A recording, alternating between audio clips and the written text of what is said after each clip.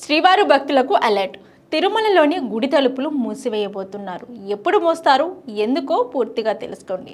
చంద్రగ్రహణం కారణంగా మార్చి 3 సాయంత్రం 3 గంటల 30 నిమిషాల నుండి మార్చి 4 ఉదయం 3 గంటల వరకు దాదాపుగా 12 గంటల పాటు తిరుమల శ్రీవారి ఆలయం మూసివేస్తారు. మార్చి 3వ తేదీ ఆదివారం రాత్రి 9 గంటల 50 నిమిషాల నుండి చంద్రగ్రహణం ప్రారంభమై మార్చి 4న అంటే సోమవారం తెల్లవారుజామున 1 గంట 31 నిమిషాలకు పూర్తవుతుంది. ఈ గ్రహణ సమయానికి 6 గంటల ముందుగా ఆలయ తలుపులు మూసివేయడం ఆనవాయితీ. అలాగే చంద్రగ్రహణం కారణంగా మార్చి 3వ తేదీ సాయంత్రం 3 గంటల 30 నిమిషాల నుంచి మరుసటి రోజు తెల్లవారుజామున వరకు అనగా మార్చి 4వ తేదీన 3 గంటల వరకు తిరుమల శ్రీ వెంకటేశ్వర స్వామివారి ఆలయాన్ని సుమారు 12 గంటల సమయం వరకు మూసివేయడం జరుగుతుంది. సెప్టెంబర్ 8వ తేదీన ఉదయం 3 గంటలకు సుప్రభాతంతో మొదలై ఆలయ తలుపులు తెరిచి శుద్ధి పుణ్యవేచనం నిర్వహిస్తారు. ఇక శుద్ధి జరిగిన తర్వాత కొలువు అర్చన సేవలను ఏకాంతంగా జరుగుతాయి.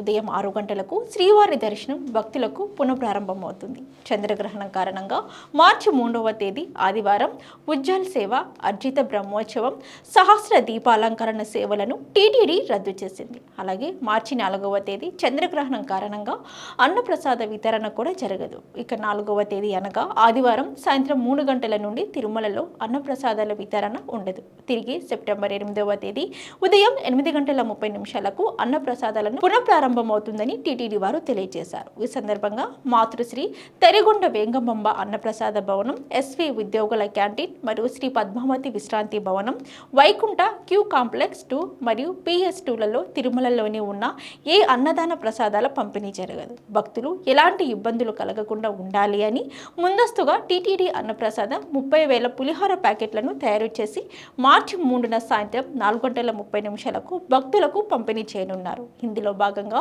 శ్రీవారి ఆలయం ఎదురుగా ఉన్న వైభవోత్సవ మండపం, రామ్ బగీచా మరియు PS1, CRO, ASV ప్రాంతాలలోని ఫుడ్ కౌంటర్లు శ్రీవారి సేవా సదన్ వద్ద భక్తులకు అన్నప్రసాద ప్యాకెట్లను అందజేస్తారు. భక్తులు ఈ విషయాన్ని గమనించి తిరుమలకు చేరుకోవాలని టీటీడీ వారు తెలియజేశారు.